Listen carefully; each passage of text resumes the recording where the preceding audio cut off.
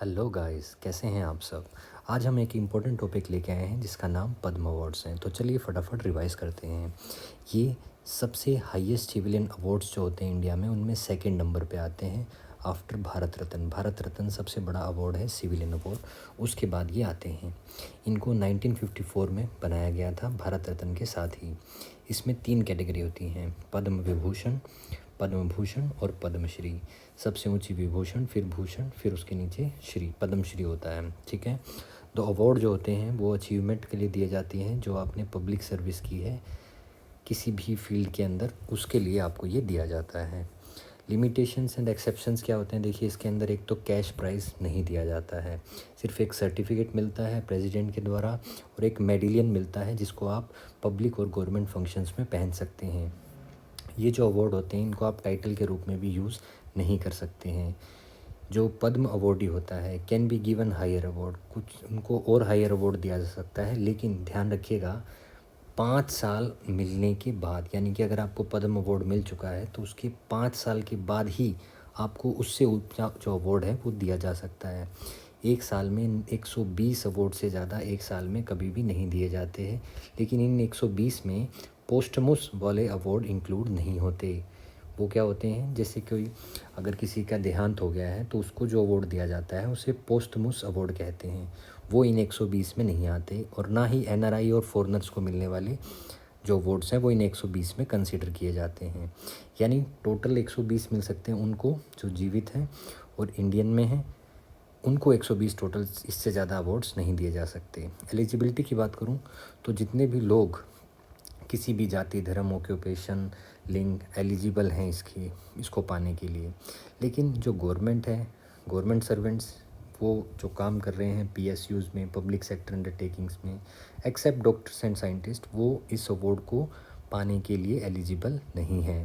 ये जो अवार्ड होता है वो स्पेशल सर्विस के लिए दिया जाता है, not just for long service, मतलब कि ज़्यादा समय काम करने की नहीं, बल्कि आपने कुछ विशेष काम किया है तभी दिया जाता है।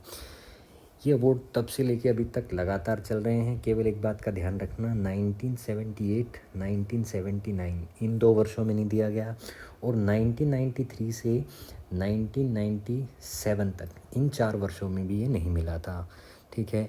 जो नॉमिनेट करता है इन अवार्ड्स को, अवार्डीज़ को, वो कौन होता है देखते हैं। कोई भी सिटीज़न इंडिया का नॉमिनेट कर सकता है पद्म अवार्ड्स के लिए लोगों को। एक आदमी एक ही को नॉमिनेट कर सकता है, चाहे वो खुद को भी नॉमिनेट करना चाहे।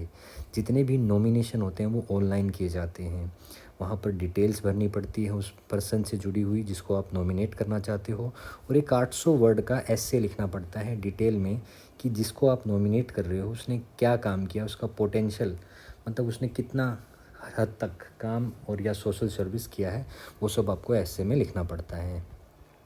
अब बात करते हैं कि इन अवार्डीज़ को सेलेक्ट कौन करता है। जितनी भी नॉमिनेशन ऑनलाइन आ जाती हैं पद्म अवार्ड्स के लिए, वो पद्म अवार्ड कमेटी के सामने रखी जाती हैं, जो हर साल बनाई जाती है प्राइम मिनिस्टर के द्वारा। ध्यान रखना, पद्म अवार्ड्स के नॉमिनीज़ को चुनती है पद्म अवार्ड कमेटी, जिसे प्राइम मिनिस्टर हर साल बनाता है। तो जो पद्म अवार्ड कमेटी होती है उसके जो हेड होते हैं वो कैबिनेट सेक्रेटरी होते हैं। देश के एक ही होते हैं कैबिनेट सेक्रेटरी, और इंक्लूड उसके अंदर कौन सा होता है, होम सेक्रेटरी, उस secretary to president and 4 to 6 eminent person. जो ध्यान रखने वाली बात है इसमें यह है कि इस कमेटी का हेड कैबिनेट सेक्रेटरी होता है, और 2 मेन सेक्रेटरी, होम सेक्रेटरी और सेक्रेटरी ऑफ प्रेसिडेंट इसके अंदर होते हैं। जो रिकमेंडेशन होती हैं इस कमेटी की वो प्राइम मिनिस्टर को दे दी जाती हैं, राष्ट्रपति को दी जाती हैं, ताकि वो इन्हें अप्रूव कर सकें।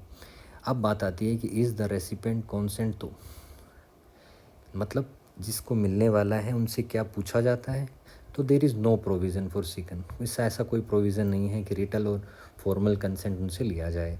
अगर जिसको भी अवार्ड मिलने वाला है उनको कॉल किया जाता है होम अफेयर्स के द्वारा, क्योंकि ये होम मिनिस्ट्री करवाती है जितना भी पद्म को अवार्ड होते हैं, उनको इन्फॉर्म किया जाता है।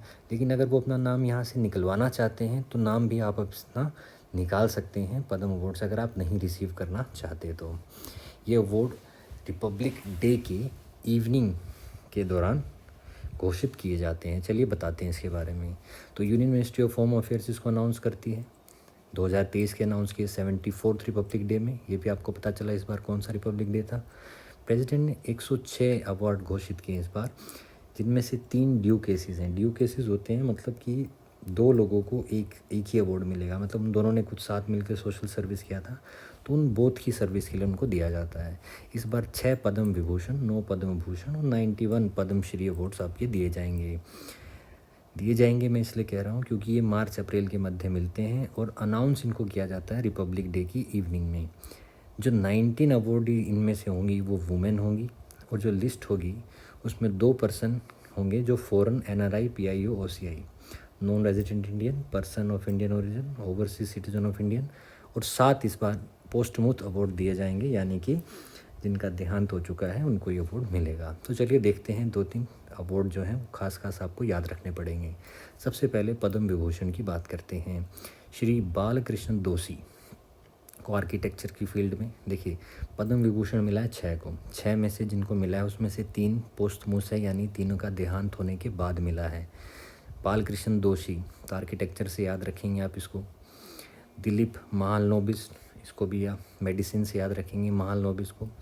मुलायम सिंह यादव बहुत ही फेमस नेता रहे हैं यूपी के, उनको पब्लिक अफेयर्स के लिए अवार्ड मिला है। देखिए दोषी से आप याद रख सकते हैं, जैसे वास्तु दोष होता है ना, घर वगैरह में जाते हैं तो घर का डिज़ाइन कौन करता है, आर्किटेक्चर करता है, तो आपको याद रहेगा बालकृष्ण दोषी किस फील्ड से थे, आर्किटेक्चर से थे। जाकिर हुसैन को सब जानते हैं, तबला वादक रहे हैं कला की फील्ड से।